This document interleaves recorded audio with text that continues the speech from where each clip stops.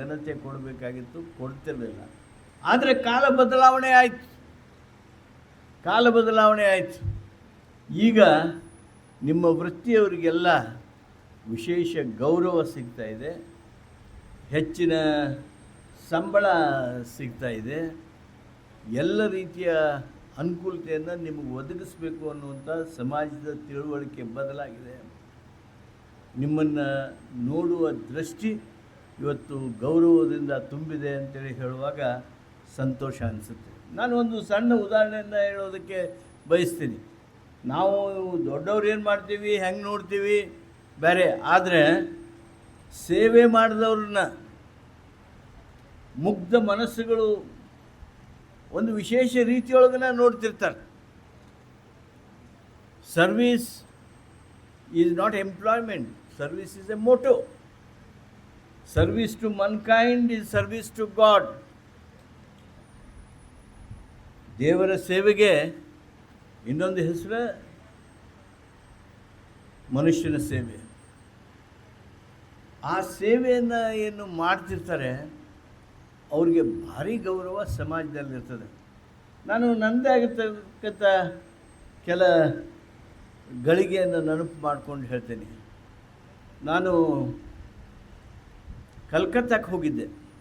ಕಲ್ಕತ್ತಾದೊಳಗೆ ನಮ್ಮ AICC ಮಹಾಧಿವೇಶನ ಇತ್ತು.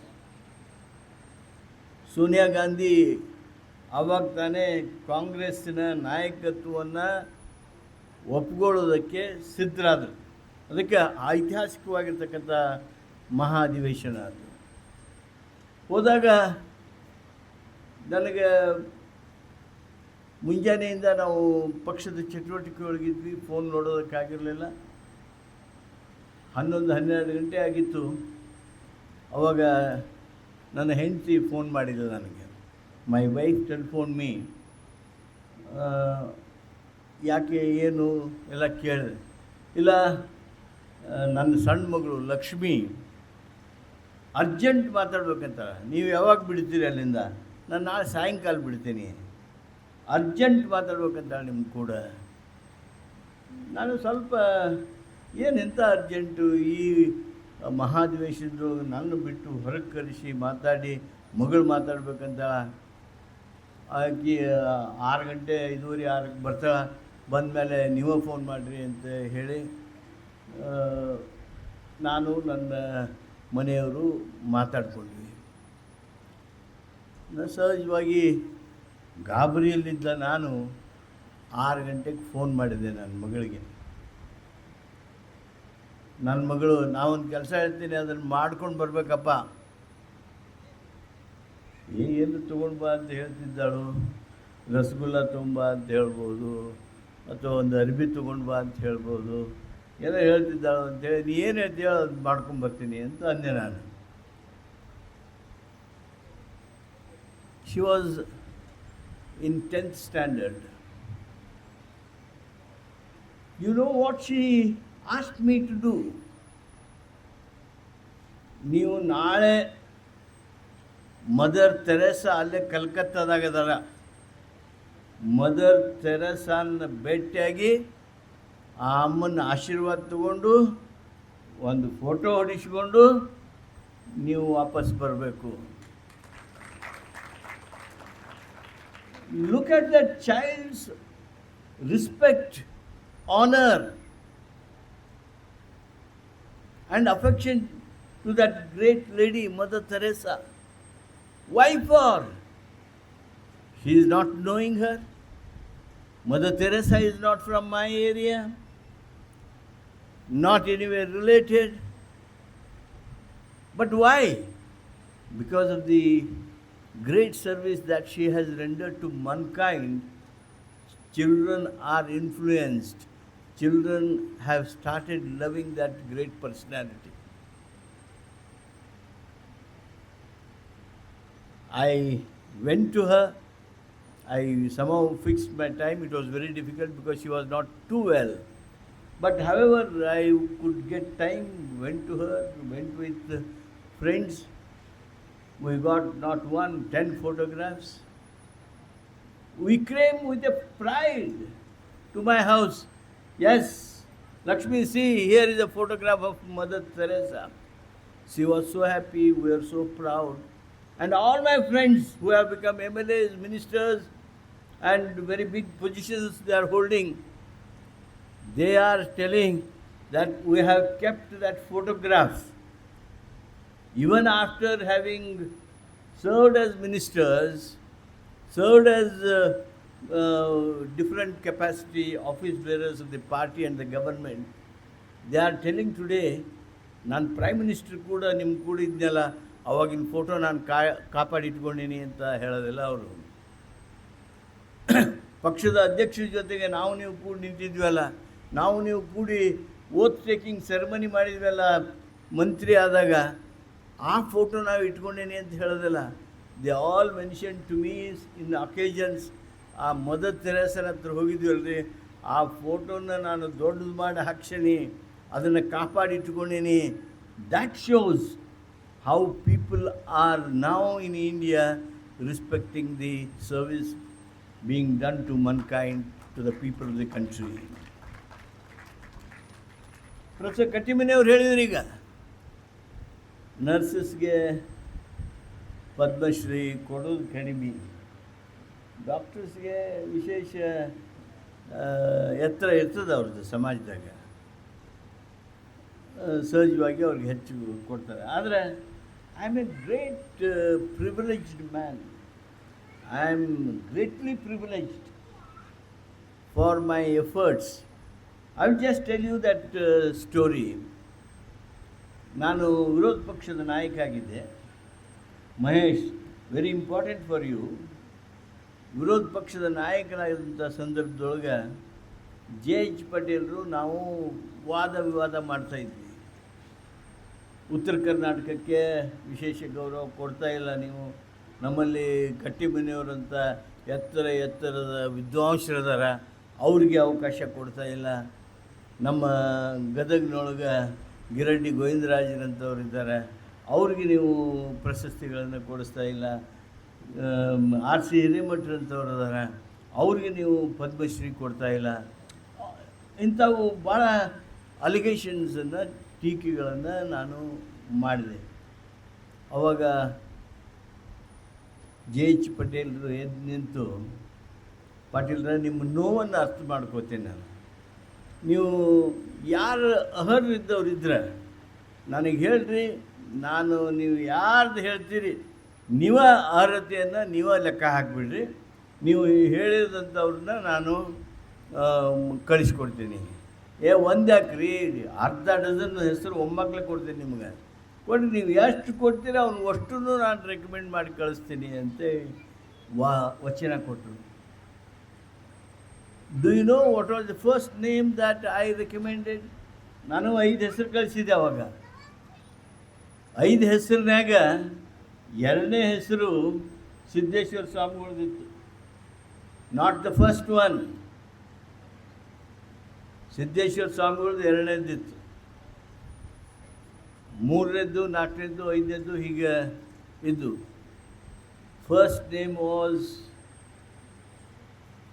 Leonardo Kosagi, who is the one responsible for establishment and growth of Dharwad German Hospital. She started her career as a nurse. She served more than 60 years as a nurse. She was the founder, she was the creator of institutions. ನಾನೇನು ನನ್ನ ಪಟ್ಟಿ ಕಳಿಸಿದ್ದೆ, ಆ ನನ್ನ ಪಟ್ಟಿಯೊಳಗೆ 2-3 ಹೆಸರು ಅಂತಿಮಗೊಂಡು. ಈಗ ಕಟ್ಟಿಮನಿಯವರು ಅವ್ರಿಗೆ ಹೇಳಕ್ಕೆ ಬರೋದಿಲ್ಲ, ಹೇಳಿದ್ರಲ್ಲ ಡಾಕ್ಟರ್ಸ್ಗೆ ಎಷ್ಟು ಕೊಡಬೇಕು, ನರ್ಸಸ್ಗೆ ಎಷ್ಟು ಕೊಡಬೇಕು, ಪದ್ಮಶ್ರೀ ಯಾರಿಗೆ ಕೊಡಬೇಕು ದೇಶದಾಗ ಅನ್ನೋದಕ್ಕೆ ಏನು ಸಮಿತಿ ಇರ್ತೈತಿ. ಈ ವರ್ಷ ಆ ಸಮಿತಿ ಮೆಂಬರು ಪ್ರೊಫೆಸರ್ ಕಟ್ಟಿಮನಿಯವರು ಇದ್ದರು. ಅವತ್ತಿನ ದಿವಸ ನಾನು ಕೊಟ್ಟಂಥ ರೆಕಮೆಂಡೇಷನ್ನೊಳಗೆ ಮನುಕುಲದ ಸೇವೆ ಮಾಡಿರ್ತಕ್ಕಂಥ ಜರ್ಮನ್ ಆಸ್ಪತ್ರೆಯ ಧಾರವಾಡ ಜರ್ಮನ್ ಆಸ್ಪತ್ರೆಯ ಲಿಯೋನಾರ್ಡ ಕಾಶಿರಾಗಿ ಅವ್ರಿಗೆ ಪದ್ಮಶ್ರೀ ಸಿಕ್ತು ಅನ್ನೋದನ್ನು ಭಾಳ ಗೌರವದಿಂದ ಹೆಮ್ಮೆಯಿಂದ ಹೇಳ್ತೀನಿ. ನಾನು ಹೇಳುವ ಉದ್ದೇಶ ಇಷ್ಟೇ, ಮನಕುಲಕ್ಕೆ ಸೇವೆ ಮಾಡಿರ್ತಕ್ಕಂಥವ್ರಿಗೆ may be sometimes it may be late, but it will be recognised. ಸ್ನೇಹಿತರೆ, ಎಲ್ಲಿ ಬೇಕಾದಲ್ಲಿ ಕೇಳ್ರಿ ನೀವು, ಸೇವೆ, ಮನಕುಲಕ್ಕೆ ಸೇವೆ, ಮನುಷ್ಯನಿಗೆ ಸೇವೆ, ಅದು ದೇವರ ಪೂಜೆ ಇದ್ದ ಹಾಗೆ. ವಿವೇಕಾನಂದರು ಅದನ್ನೇ ಹೇಳ್ತಾರೆ, ಪರಮಹಂಸರು ಅದನ್ನೇ ಹೇಳ್ತಾರೆ. ಯಾವುದೇ ಒಪ್ಪಿದ್ದ ದೊಡ್ಡ ವ್ಯಕ್ತಿ ಅದನ್ನೇ ಹೇಳ್ತಾನೆ. ವಚನ ಸಾಹಿತ್ಯದೊಳಗೂ ಅದನ್ನೇ ಹೇಳ್ತಾರೆ, ಬೈಬಲ್ದೊಳಗೂ ಅದನ್ನೇ ಹೇಳ್ತಾರೆ, ಕುರಾನ್ದೊಳಗೂ ಅದನ್ನೇ ಹೇಳ್ತಾರೆ, ಉಪನಿಷತ್ತೊಳಗೂ ಅದೇ ಮಾರ್ಗದರ್ಶನ. ಇವತ್ತು ತಾವು ಈ ಸರ್ವಿಸ್ ಮಾಡೋದಕ್ಕೆ ಅಣಿಯಾಗ್ತಾ ಇದ್ದೀರಿ. ಗ್ರ್ಯಾಜುಯೇಷನ್ ದಿವಸ ಆ ಒಂದು ಪ್ರತಿಜ್ಞೆಯನ್ನು ನೀವು ಮಾಡಿದ್ದೀರಿ. ನಿಮಗೆ ಉಳುಕಿದವ್ರಿಗೆ ಸೇವಾ ಕ್ಷೇತ್ರದಲ್ಲಿ ಭಾಳ ವ್ಯತ್ಯಾಸ. ನಾವು ಕ್ಲೇಮ್ ಮಾಡ್ತೀವಿ, I work for 18 hours, I serve people for 18 hours ಅಂತ ಹೇಳ್ಕೋತೀನಿ. ಆದರೆ ನಿಮ್ಮ ಸೇವೆಗೆ ನಮ್ಮ ಸೇವೆಗೆ ಭಾಳ ವ್ಯತ್ಯಾಸ ಇದೆ. ನಾವು ಯಾರ್ದು ನೋವನ್ನು ತಿಳ್ಕೊಳ್ಳೋದಿಲ್ಲ. ನಾವೇನೋ ಒಂದು ಮಾಡಬೇಕಾಗಿರುತ್ತೆ, ಮಾಡ್ತೀವಿ. ನೀವು ಹಂಗಲ್ಲ. ನೀವು ನಿಮಗೆ ಯಾರು ನಿಮ್ಮ ವ್ಯಾಪ್ತಿಯೊಳಗೆ ಬರ್ತಾರ ಅವರ ನೋವನ್ನು ಅರ್ಚ್ಕೊಂಡು ಮಾಡಬೇಕು. ನೀವು ಬರೀ ಅವರು ನೋವು ಪಡೋದು, ನೀವು ನೋವನ್ನು ಅನುಭವಿಸೋದನ್ನು ನೋಡಿದಾಗ ನಿಮ್ಮ ಮನಸ್ಸಿನ ಮೇಲೆ ಆಗ್ತಕ್ಕಂಥ ಆಘಾತಗಳು, ಅದನ್ನು ನುಂಗಿಕೊಂಡು ಅವರ ಸೇವೆ ಮಾಡಬೇಕು. ನಾವು ಎಲ್ಲೇ ಒಂದು ಸಣ್ಣ ಆಕ್ಸಿಡೆಂಟ್ ನೋಡಿದ್ವಿ, ಸ್ವಲ್ಪ ರಕ್ತ ಕಾಣ್ತು, ಮುಂದೆ ಲಂಚ್ಗೆ ಹೊಂಟಿದ್ವಿ ಅಂದರೆ ಹೇಳ್ಬಿಡು ಊಟಕ್ಕೆ ಮೂಡಿಲ್ಲ ಇವತ್ತು. ನಮ್ಮ ಮಕ್ಕಳಿಗೆ ಇಂಜೆಕ್ಷನ್ ಮಾಡೋಕ್ಕೆ ಕರ್ಕೊಂಡು ಹೋಗಿರ್ತೀವಿ, ಆ ಇಂಜೆಕ್ಷನ್ ಮಾಡೋದನ್ನು ನೋಡಿದ್ವಿ ಅಂದರೆ ಮುಂದೆ 2 ತಾಸು 3 ತಾಸು ವೇರ್ ಆಫ್ ದ ಟ್ರ್ಯಾಕ್. ನೀವು ಎಲ್ಲ ಆಪ್ರೇಷನ್ಗಳನ್ನು ನೋಡಬೇಕು, ನೋವು ನೋಡಬೇಕು, ಆ ಬಸ್ ನೋಡಬೇಕು, ಅವನನ್ನು ಒದ್ದಾಡೋದು ನೋಡಬೇಕು. ಅಷ್ಟೆಲ್ಲ ನೋವನ್ನು ತಿಳಿದು ಅರಿತು ಸೇವೆ ಮಾಡಿ ಮತ್ತೆ ಬದುಕಿನಲ್ಲಿ ನೀವು ಸಂತೋಷದಿಂದ ಇರಬೇಕು. Very difficult. ಯಾವುದೇ ಒಬ್ಬ ಸ್ವಾಮಿಗಳು ಎಲ್ಲರೂ ದೇವ್ರ ಮನೆಯಾಗ ಕೂತ್ಕೊಂಡು ಮಾತಾಡ್ಕೊಂಡು ಕೂತ್ಕೊಂಡು ಶಾಂತವಾಗಿ ಕಣ್ಣು ಮುಚ್ಚಿ ನಾನು ದೇವ್ರನ್ನ ಕಾಣ್ತೀನಿ ಅಂತ ಹೇಳಿ ಕೂತ್ರೆ ಅದೇನು ನನಗೆ ದೊಡ್ಡದು ಅನ್ಸೋದಿಲ್ಲ, ಉಳಿದವ್ರಿಗೆ ದೊಡ್ಡದು ಅನಿಸಿರ್ಬೋದು. 4 ತಾಸು ಆ ಸ್ವಾಮಿಗಳು ಕುಂತು ದೇವ್ರ ಪೂಜೆ ಮಾಡೋದು ಏನೈತಲ್ಲ, ಅದು ನಿಮ್ಮ ಸೇವೆಗೆ 4 ತಾಸು ಅವ್ರು ಮಾಡಿರ್ತಕ್ಕಂಥ ದೇವರ ಪೂಜೆ ನೀವು ಮಾಡುವ ಅರ್ಧ ತಾಸಿಗೆ ಸೇವೆಗೆ ಸಹಿತ ಅದು ಮ್ಯಾಚ್ ಅಲ್ಲ. ಅಷ್ಟು ಎತ್ತರದ ಸೇವೆ ಮಾಡುವಂಥ ಸದಾವಕಾಶ ನಿಮ್ಮೆಲ್ಲರದು ಆಗಿದೆ. ಭಾಳ ಕಠಿಣವಾಗಿರ್ತಕ್ಕಂಥ ವೃತ್ತಿ ಇದು. ಇದಕ್ಕಿಂತ ಇನ್ನೊಂದು ಕಠಿಣ ವೃತ್ತಿ ಇದೆ ಅಂತ ಅನಿಸೋದಿಲ್ಲ. But you are all lucky people. ನಿಮಗೆ ಅಪಾರ್ಚುನಿಟಿ ಇಷ್ಟದಾವಲ್ಲ. If you don't want to work in one place, you can work in other states, you can work in other countries. Other country people are very keen to invite you to serve. Indian nurses are the best nurses and their service is the best until whether you are in Germany, whether you are in Japan. Japan wants more number of nurses, as more as possible. How people from Kerala go to various countries today, it is because of their service motto, the type of service they render, the selfless service that they render. ಆದ್ದರಿಂದ ನಿಮಗೆ ಅವಕಾಶ ಇಲ್ಲಿಯೂ ಇದೆ, ನೀವು ಬೆಂಗಳೂರಿಗೆ ಹೋದರೂ ಇದೆ, ನ್ಯೂಯಾರ್ಕ್ಗೆ ಹೋದರೂ ಇದೆ, ಬೇರೆ ಬೇರೆ ಕಂಟ್ರೀಸ್ ನೀವು ಎಲ್ಲಿ ಹೋಗ್ಬೇಕಂತೀರಿ ಅಲ್ಲೆಲ್ಲ ಕಡೆ ನಿಮಗೆ ವಿಶೇಷವಾದ ಸೇವಾ ಅವಕಾಶ ಇದೆ. ಉತ್ತಮವಾಗಿರ್ತಕ್ಕಂಥ ಸಂಬಳ ನಿಮಗೆ ಇವತ್ತು ಸಮಾಜ ಕೊಡ್ತಾ ಇದೆ ಅನ್ನೋದನ್ನು ಹೇಳ್ತಾ, ನಿಮ್ಮ ಸರ್ವಿಸ್ ಮೋಟೋ ಮಾತ್ರ ನಿಮ್ಮನ್ನು ಎತ್ತರಕ್ಕೆ ತೆಗೆದುಕೊಂಡು ಹೋಗ್ತದೆ. ನೀವು ಎಷ್ಟು ಎತ್ತರಕ್ಕೆ ಹೋಗ್ತೀರಿ ಅಷ್ಟು ನಿಮ್ಮ ಸಂಸ್ಥೆ ಎತ್ತರಕ್ಕೆ ಹೋಗ್ತದೆ. ನಿಮ್ಮ ಸಲುವಾಗಿ ನಿಮ್ಮ ಸಂಸ್ಥೆಯನ್ನು ನೋಡಿ RMS ಹುಲ್ಕೋಟಿ ಅಂದರೆ ಎಲ್ಲಿರೋದು ಅಂತ ಯಾರ ಕೇಳಿದ್ರೆ, that is the contribution of you students for the institution, for your principal, for your chairman. ಹಾಗೆ ನೀವು ವಿಶೇಷವಾದ ರೀತಿಯೊಳಗೆ ಸೇವೆಯನ್ನು ಮಾಡಿರಿ. ಆ ಸೇವೆಯ ಮುಖಾಂತರ ನಮ್ಮ ಸಂಸ್ಥೆಗೂ ಸಹಿತ ಹೆಸರು ತರಬೇಕು ಅನ್ನೋದನ್ನು ಹೇಳ್ತಾ, ಸ್ನೇಹಿತರೆ, ಇವತ್ತು ಡಾಕ್ಟರ್ ಬಸಯ್ಯನವರಿಗೆ, professor of RGUHS, who is also member of the academic council, ಅವ್ರಿಗೆ ಈಸ್ ಅವರ್ ಪ್ರಿನ್ಸಿಪಲ್,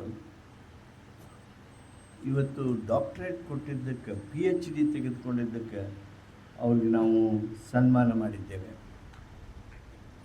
ಅದರ ಜೊತೆಗೇ doctor Stephen John, who is professor, HOD and member of Board of Studies in Srinivas University, Mangalore, who is professor in KH Patil Institute of Medical Science. ಅವರು ಸಹಿತ PhD ಮಾಡಿದ್ದಾರೆ. ಅವ್ರಿಗೂ ಗೌರವವನ್ನು ಸಲ್ಲಿಸಿದ್ದೇವೆ, ಆ ಸತ್ಕಾರ ಸನ್ಮಾನ ಮಾಡಿದ್ದೇವೆ. ಸ್ಟೀಫನ್ ಹಾಗೂ ಬಸಯ್ಯ ಅವರು,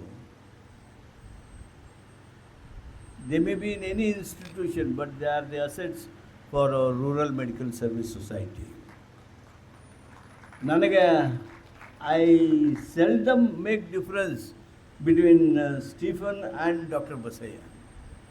Both are so keen about the RMS, Rural Medical Service Society, and I am really very happy that they have academically grown to the extent of getting PhD, and it is their effort.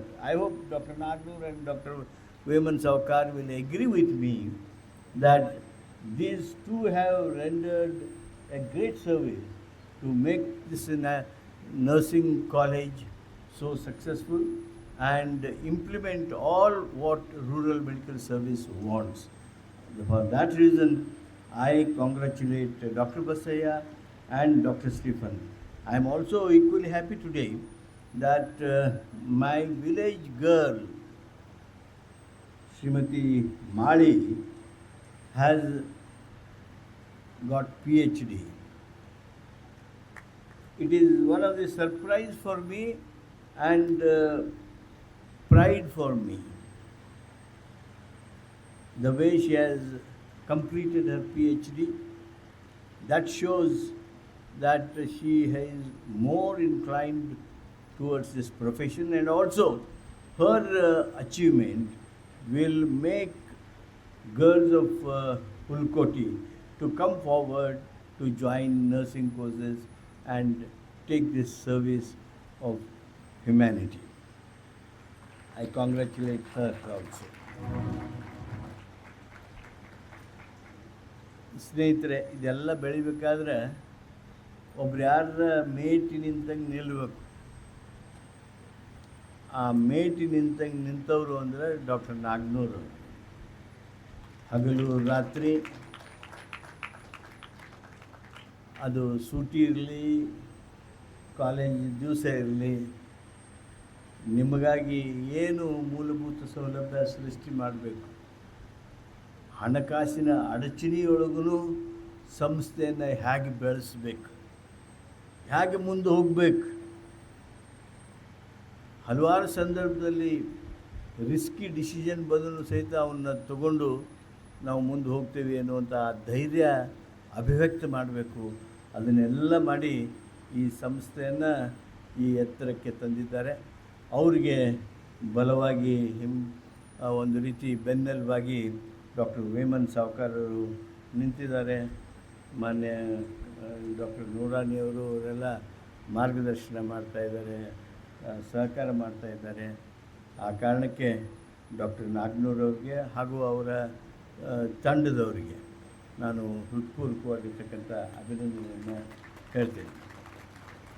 ಮತ್ತೊಮ್ಮೆ ಸ್ನೇಹಿತರೆ, ತಮಗೆಲ್ಲ ಒಳ್ಳೆಯದನ್ನು ಹೇಳುವಂಥ ಈ ಸಂದರ್ಭದೊಳಗೆ ನಾನು ನೆನಪು ಮಾಡ್ಕೋತೀನಿ, ನಿಮಗೆ ಕಾಂಗ್ರ್ಯಾಚುಲೇಟ್ ಮಾಡ್ತೀನಿ. ಡಾಕ್ಟರ್ ಕಟ್ಟಿಮನಿಯವ್ರಿಗೆ ಅದನ್ನ ಹೇಳಲಿಲ್ಲ ಕಾಣುತ್ತೆ ಅವರು, RMSದವರು. It is this university which has got 1 rank in the university examination. I congratulate that rank holder, and I am also very happy and proud that 9 students have become toppers in various subjects. Not a small thing. An institution which is in rural area stands toppers in 9 subjects in various levels for the university. ಅಂದರೆ ಈ ಎತ್ತರಕ್ಕೆ ಏರಿದ್ದೀರಿ, ಇನ್ನೂ ಎತ್ತರಕ್ಕೇರಿ, ಒಂದಲ್ಲ 2, 3, 4 ರ್ಯಾಂಕ್ಗಳನ್ನು ಪಡೆಯುವಂಥ ಸಾಮರ್ಥ್ಯ, ಶಕ್ತಿ ನಮ್ಮ ಸಂಸ್ಥೆಗೆ ಬರಲಿ. ನಿಮ್ಮೆಲ್ಲರಲ್ಲಿ ಆ ರೀತಿಯಾದ ಉತ್ತಮವಾದ ಶ್ರೇಷ್ಠವಾದ ತರಬೇತಿ ಪಡೆದುಕೊಂಡು ಶ್ರಮಪಟ್ಟು ಅಧ್ಯಯನ ಮಾಡಿ ಅಭ್ಯಾಸ ಮಾಡಿ ನಿಮ್ಮ ಪರೀಕ್ಷೆಗಳಲ್ಲಿ ಅತ್ಯಂತ ಯಶಸ್ವಿಯಾಗ್ರಿ. ಈಗೇನು ಗ್ರ್ಯಾಜುಯೇಷನ್ ಮಾಡಿಕೊಂಡು ನೀವು ಓದು ತಗೊಂಡಿರಿ, ಈ ಓದು ನಿಮ್ಮ ಪಾಲಕರೂ ಇದ್ದಾರೆ. ತಂದೆ ತಾಯಿ ದೇವರಿಗೆ ಸಮಾನ, ದೈವ ದೇವರಿಗೆ ಸಮಾನ. ದೇವರಿದ್ರಿಗೆ ನೀವು ಈ ಓದು ತಗೊಂಡಿದ್ದೀರಿ, ಪ್ರತಿಜ್ಞೆಯನ್ನು ತೆಗೆದುಕೊಂಡಿದ್ದೀರಿ. ಆ ಪ್ರತಿಜ್ಞೆಯಂತೆ ನಡೆದು ಸಮಾಜದಲ್ಲಿ ಅತ್ಯಂತ ಶ್ರೇಷ್ಠ ವ್ಯಕ್ತಿಗಳಾಗ್ರಿ ಅಂತೇಳಿ ಹಾರೈಸಿ ನನ್ನ ಮಾತನ್ನು ಮುಗಿಸ್ತೀನಿ.